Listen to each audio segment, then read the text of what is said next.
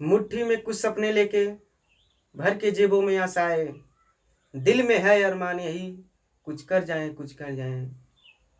हमें कुछ हमें कुछ भी करने के लिए ईमानदारी और लगन की आवश्यकता होती है, मेहनत की आवश्यकता होती है।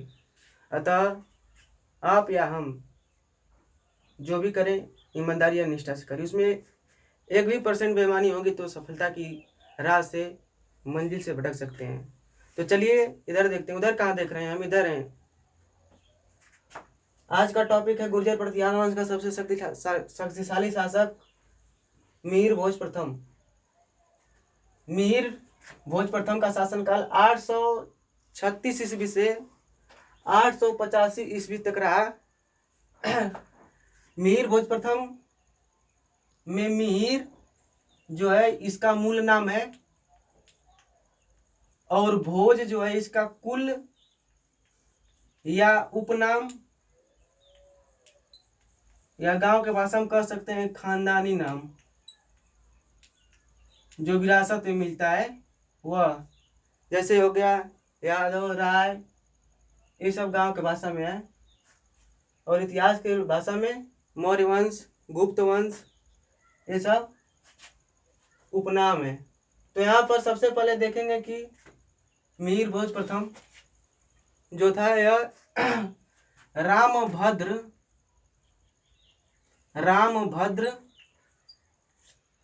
का पुत्र एवं उत्तराधिकारी था।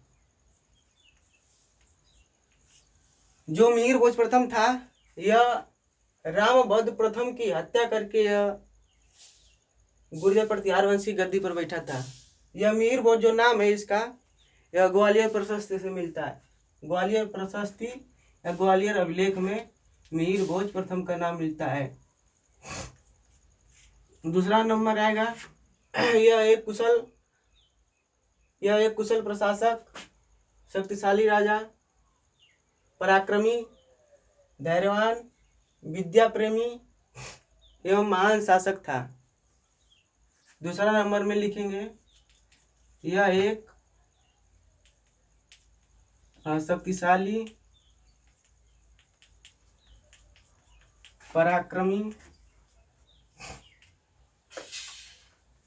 विद्या प्रेमी, निर्माता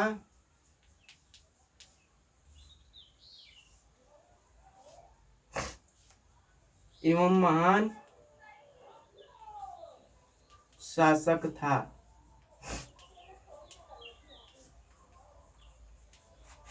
तीसरा पॉइंट उपाधि इसकी जो आती है, उपाधि इसकी है मिहिर भोज प्रथम की मुख्य रूप से 3 उपाधियां मिलती हैं। प्रभास एक पहली, दूसरी आदि वराह, तीसरी कविराज। तो ये जो उपाधि प्रभास है यह दौलतपुर अभिलेख में वर्णित है। आदिवारा जो उपाधि है यह ग्वालियर अभिलेख में वर्णित है। जो कविराज उपाधि है यह इसके विद्वान होने के संकेत देता है। जो कविराज कि कितना यह जो मिहिर भोज प्रथम है यह बहुत सी पुस्तकों को भी लिखा है। तो प्रभास जो है दौलतपुर कहाँ है? यह हिमाचल प्रदेश के ऊड़ा जिले में स्थित है। दौलतपुर में अभिलेख में ये प्रभास जो उपाधि है वर्णित मिलती है। आदिवारा ग्वालियर अभिलेख में वर्णित मिलती है। इसके बाद आता है कि आदिवारा उपाधि देने के पीछे विद्वानों का 2 कारण है, 2 वजह है क्यों आदिवारा इसको कहा जाता है। क्योंकि जो यह मिहिर भोज प्रथम था, मिहिर भोज प्रथम यह वाराह का बहुत बड़ा उपासक था। उपासक मतलब भक्त था ये मिहिर भोज प्रथम। वराह आप किसको कहते हैं? वराह जो है भगवान विष्णु का एक रूप है। जो वराह भगवान विष्णु जब भगवान विष्णु वराह रूप धारण करके हिरण्याक्ष का वध किए थे, तब वह वराह रूप में आए थे। तो उसी तरह से जब आदि वराह मिलेच्छों से, मिलेच्छ मतलब किसको कहेंगे, मिलेच्छों से जब अपनी मातृभूमि भारत मातृभूमि को मिलेच्छों से जब बचाया था, तब उसके उपलक्ष्य में इसे आदिवराह की उपाधि दी गई।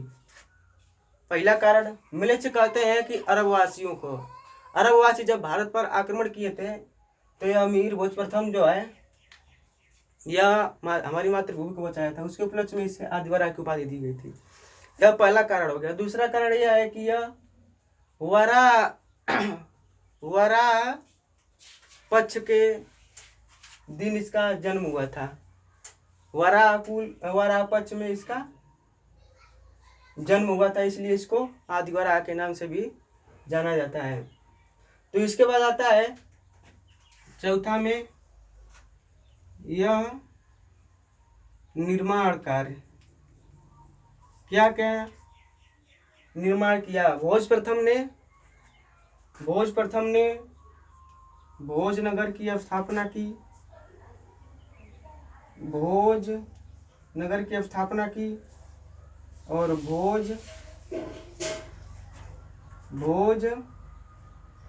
एक तालाब की स्थापना, तालाब को किया खोदवाया और यह अपनी राजधानी में सरस्वती मंदिर का भी निर्माण कर रहा है। एक जो है मेहरौली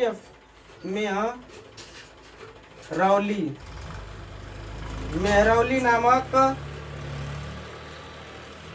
जगह भी इसी के नाम पर रखी गई है। मेहरौली एक अवस्तंभ है ना, मेहरौली एक अवस्तंभ है, उसी के नाम अमीर भोज के इनाम पर मेहरौली नगर का नाम रखा गया है।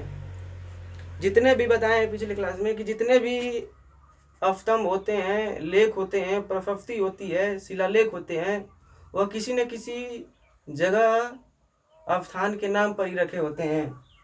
तो इसके बाद आता है पांचवा पॉइंट पर।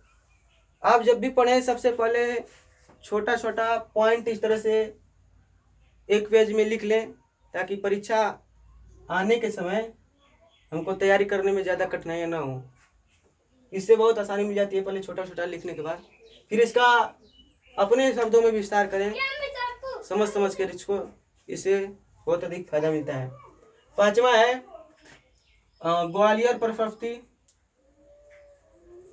प्रशस्ति या ग्वालियर लेख। फिर इसके बाद कल्लड़ का राज तारंगड़ी और सुलेमान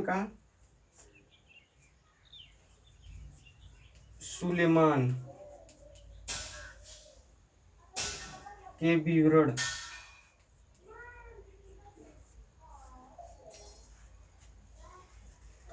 इन सब इतिहास में जितने भी लेखक और पुस्तकें हैं उनका हम एक अलग वीडियो बनाएंगे। सुलेमान का पुस्तक जो है वह है सिलसिली उत तुआरिख। कल्लड़ की जो पुस्तक है यह राज तरंगिणी जानते होंगे सभी लोग। और ग्वालियर प्रशस्ति लेख ये जो प्राचीन ग्वालियर स्थान पर है, स्थान के नाम पर रखा गया है। वर्तमान में यह कोलकाता संग्रहालय में ग्वालियर प्रशस्ति लेख है। तो जो सुलेमान का विवरण बताता है, ग्वालियर लेख, कल्लड़ और सुलेमान का जो लेख बताता है, यह बताता है कि इसके काल की घटनाओं के बारे में ज्ञात होता है इन तीनों से। मीर भोज प्रथम के काल की घटनाओं के बारे में इन तीनों से ज्ञात होता है। इसके बाद आता है इसका मित्रता किसके साथ थी, यानी कौन कौन इसके साथी थे। तो सबसे पहले आता है मित्रता में हेडिंग डालेंगे और इसके अंतर्गत लिखेंगे मित्रता। मित्रता यह दो वंशों के साथ मुख्य रूप से आता है। पहला है कलचुरी के चेदी वंशों के साथ, कलचुरी के चेदी वंशों के साथ और गुहिलोत वंशों के साथ, गुहिलोत वंशों के राजाओं के साथ या शासकों के साथ,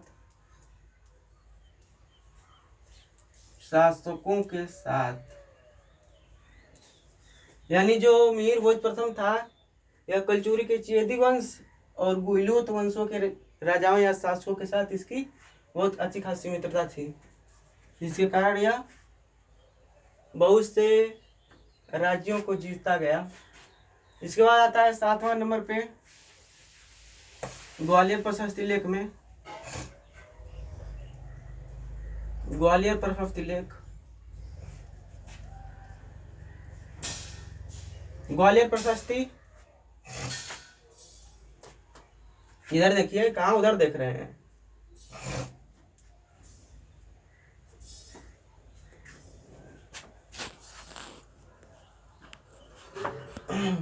यहाँ देखिए ग्वालियर प्रशस्ति लेख। ग्वालियर प्रशस्ति जो लेख है अगस्त्य मुनि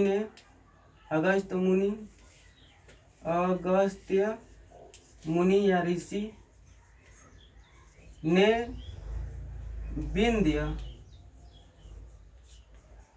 विंध्य पर्वत, अगस्त्य मुनि हिमाचल पर्वत, जो हिमाचल में जो विंध्य पर्वत है,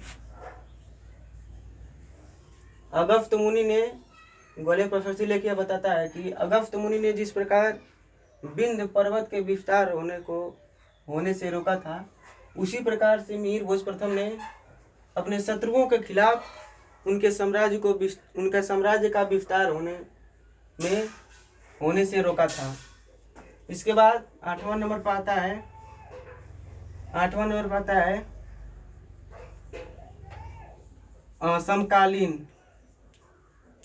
समकालीन राजा। इसके समकालीन मतलब कि इसके समय में कौन कौन से राजा शासन कर रहे थे।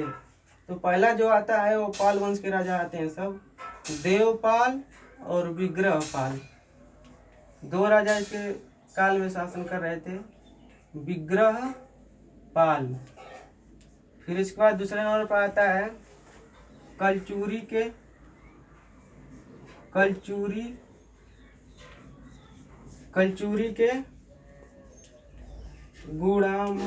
गुणाम्बोधि देव।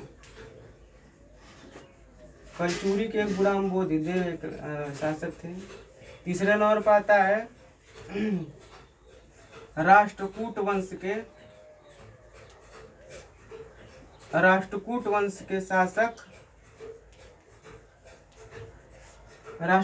के शासक अमोघवर्ष और कृष्ण द्वितीय, अमोघवर्ष और कृष्ण द्वितीय, यानी इसके समकालीन, यानी इसके आसपास जो शासन करने वाले शासक थे, यानी उस समय जो शासन कर रहे थे राजा देवपाल, विग्रहपाल और पाल वंश के, बंगाल के पाल वंश के राजा देवपाल, विग्रहपाल और कलचुरी वंश के गुणाम्बोधि देव, राष्ट्रकूट शासक के अमोघवर्ष और कृष्णदेव द्वितीय। इसके बाद आता है 9वें नंबर पर चाटसू अभिलेख। चाटसू अभिलेख यह बताता है कि जो मिहिर भोज प्रथम है यह गौड़ नरेश के राजाओं को पराजित कर उनसे कर असूला। मिहिर भोज प्रथम चाटसू अभिलेख यह बताता है कि गौड़ नरेश जो थे उन राजाओं को यह पराजित करके उनसे कर असूला। और 10वें नंबर पर ग्वालियर प्रशस्ति अभिलेख, बीएनपुरी के द्वारा, बीएनपुरी विद्वान है, यह ऊड़ लेख में बताते हैं कि ऊड़ लेख क्या है? जो दौलतपुर लेख पीछे बताए हिमाचल प्रदेश वाला, और दौलतपुर लेख को ही ऊड़ लेख कहते हैं। दौलतपुर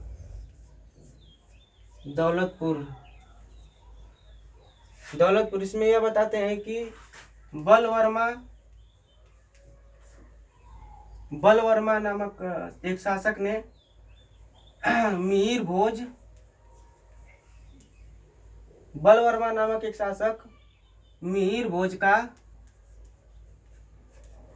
का काठियावाड़ में सामंत था। काठियावाड़ में सामंत मतलब क्या होता है? सामंत मतलब क्या होता है? जब कोई राजा किसी दूसरे राजा के अधीन शासन करता है तो उसको कहते हैं सामंत। यानी बलवर्मा जो था, यह मिहिर भोज के अंतर्गत राजाओं के ही तरह शासन करने वाले को कहते हैं सामंत। राजाओं के ही तरह शासन कर रहा था, उसको कहेंगे कि यह सामंत है। इसके बाद एक रावण और पाता है नारायण पाल का बादामी लेख। नारायण पाल का बादामी लेख यह बताता है कि देवपाल जो था वह मिहिर भोज को पराजित किया था, लेकिन ग्वालियर लेख इसके विपरीत। ग्वालियर लेख यह बताता है कि जो मिहिर भोज था यह देवपाल को पराजित किया था। नारायण पाल का बादामी लेख यह बताता है कि देवपाल जो था यह मिहिर भोज को पराजित किया था। यानी देवपाल जो था बादामी लेख में यह बताता है कि मिहिर भोज को पराजित किया था, और ग्वालियर अभिलेख इसके विपरीत यह बताता है कि मिहिर भोज ने देवपाल को पराजित किया था। अतः इन दोनों में मतभेद है अभी तक। इसके बाद आता है 12वें नंबर पर वगुमा लेख। वगुमा लेख यह बताता है कि जो राष्ट्रकूट नरेश ध्रुव था, ध्रुव द्वितीय था, उसने मिहिर भोज को पराजित किया था। के द्वारा मिहिर भोज पराजित।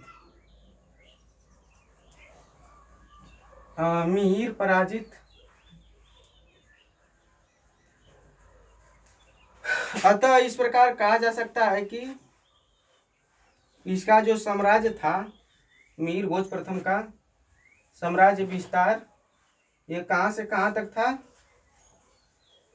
इसका जो साम्राज्य विस्तार था यह उत्तर में हिमालय, ऊपर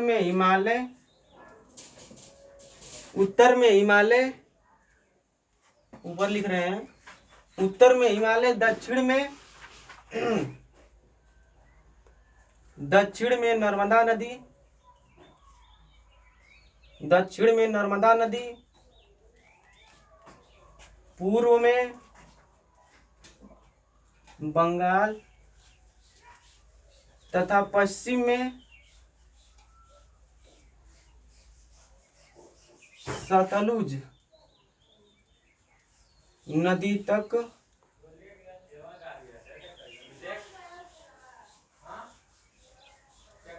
तक विस्तृत था। पश्चिम में सतलुज नदी तक विस्तृत था। अतः कह सकते हैं कि वास्तव में यह एक बहुत बड़े साम्राज्य